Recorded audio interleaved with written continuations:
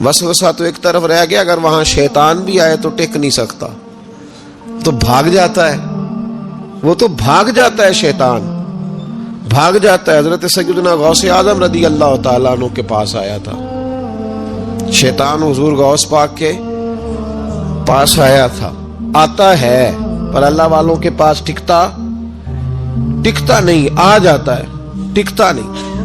حضور غوث اعظم رضی اللہ تعالیٰ عنہ نے 40 سال اللہ کی عبادت کی، 40 سال۔ یہاں بھی لوگ بڑے پریشان ہو جاتے ہیں، کیسے جی کیسے کر لی؟ تو میں نے کہا قرآن پڑھو، والذین یبیتون لربہم سجدا وقیاما، وہ راتیں گزار دیتے ہیں اپنے رب کے لیے سجدہ کرتے اور قیام کرتے۔ تو یہ قرآن کی نص نے جب بیان کر دیا، تجھے کیسے شک ہو گیا؟ قرآن کی نص بیان کر رہی ہے کہ اللہ کے کچھ بندے راتیں سجدے اور قیام میں گزار دیتے۔ حضور غوث اعظم نے 40 سال عشاء کے وضو سے فجر کی نماز ادا فرمائی۔ تو ایک دن آسمان پہ نا ایک چھوٹا سا بادل کا ٹکڑا آیا، معاذ اللہ ثم معاذ اللہ، وہ کہنے لگا عبد القادر میں تیرا رب ہوں۔ اس کے اندر سے آواز آئی، میں تیرا رب ہوں، تو نے بڑی عبادت کر لی، اب تو بے شک پڑھ بے شک نہ پڑھ۔ کئی ملنگوں کو معاف نہیں ہو گئی معاذ اللہ کہ بے شک پڑھ بے شک نہ پڑھ، عام اجازت ہے۔ تو حضور غوث اعظم رضی اللہ تعالیٰ عنہ فرمانے لگے اعوذ باللہ من الشیطان الرجیم۔ جب آپ نے یہ پڑھا تو وہ سامنے آ کے کھڑا ہو گیا، کہنے لگا عبد القادر آپ کو کیسے پتہ چلا کہ میں شیطان ہوں؟ تو آپ فرمانے لگے پاگل، مجھے کیسے پتہ نہ چلتا؟ جس رب نے اپنے پیارے حبیب علیہ السلام کو نماز معاف نہیں کی، اس نے عبد القادر کو کیسے معاف کر دی؟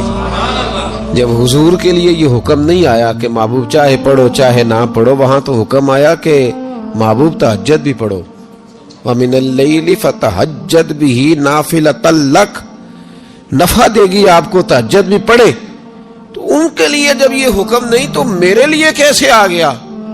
اب شیطان تھا نا، تو اس نے پھر ایک اور چال چلی، یہ باز نہیں آتا، ہم باز آ جاتے ہیں کئی دفعہ، اس کے پیچھے پیچھے چلنے لگ جاتے ہیں، لڑ کے تھک جاتے ہیں، وہ نہیں تھکتا، وہ نئی سے نئی چال، نئی سے نئی چال، اس کا نیا سے نیا روپ، من الجنت والناس، جنوں میں سے بھی اور اس کے نئے سے نئے روپ ہوتے ہیں۔ اس نے ایک نیا روپ دھار لیا، کہنے لگا عبد القادر 300 ولی میں نے اسی طرح گمراہ کیے، آپ چونکہ عالم تھے تو آپ کے علم نے آپ کو بچا لیا۔ تو غوث اعظم فرمانے لگے نئے روپ سے آئے ہو؟ کہنے لگا 300 میں نے گمراہ کیے، یہ تو آپ عالم تھے تو بچ گئے، آپ جانتے تھے تو بچ گئے، میں نے 300 گمراہ کیے۔ تو حضور غوث اعظم فرمانے لگے پھر گمراہ کرنے لگے ہو نیا روپ دھار کے؟ مجھے میرے علم نے نہیں بچایا، مجھے اللہ کے فضل نے بچایا ہے۔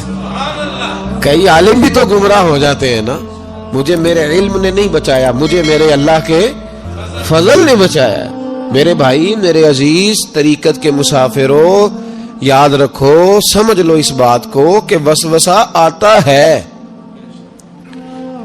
وسوسہ، 2 قسم کے مہمان آتے ہیں، 2 قسم کے مہمان۔ ایک مہمان وہ آتا ہے جو آتا ہے تو بندہ توجہ نہیں کرتا، وہ خود کہتا ہے اس نے نہیں میری طرف توجہ کی، وہ مہمان چلا جاتا ہے، پتہ نا آپ کو۔ اور جس کو بندہ اٹھ کے سینے سے لگائے اور اس کے ساتھ گفتگو شروع کر دے، وہ مہمان جاتا ہے تو بیٹھا رہتا ہے، وہ تو نہیں جاتا۔ تو وسوسہ آتا ہے، جو تو توجہ نہ کرے اس کا چلا جاتا ہے، اور جو سینے سے لگا لے، سوچنے لگ جائے، غور کرنے لگ جائے، اس کا وسوسہ بیٹھ جاتا ہے، اسی کے پاس رہتا ہے، دوستانہ کر لیتا ہے، کئی دفعہ تو بالکل مکان ہی ساتھ بنا لیتا ہے، ہر وقت کوئی نہ کوئی بات کان میں، ہر وقت کوئی نہ کوئی بات کان میں۔ کیوں وسوسہ آتا ہے؟ تجھے کیسے آ گیا؟ اس کا یقین کامل ہو، اسے وسوسہ کیسے آئے؟ جس کی توجہ سیدھی ہو اسے وسوسہ نہ چھڑ یار دا بوہا، نہیں تے ہو جاویں گا روگی۔ جیڑی بکری اجڑوں وچھڑی او بگیاڑا جوگی۔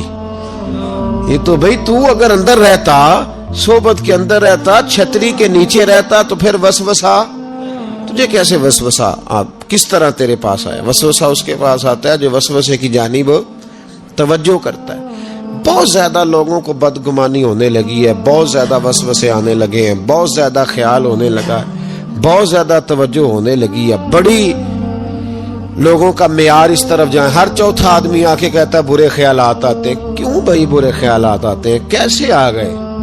ہمارا تو دل ہی ایک ہے، اور دل میں یار بھی ایک ہے، دوسرے کے لیے جگہ ہی کوئی نہیں، تو وسوسہ کیسے آئے گا؟ ہم تو اس کے دیدار سے ہی آج تک فارغ نہیں ہوئے، تو غیر کی طرف دیکھ کیسے لیا؟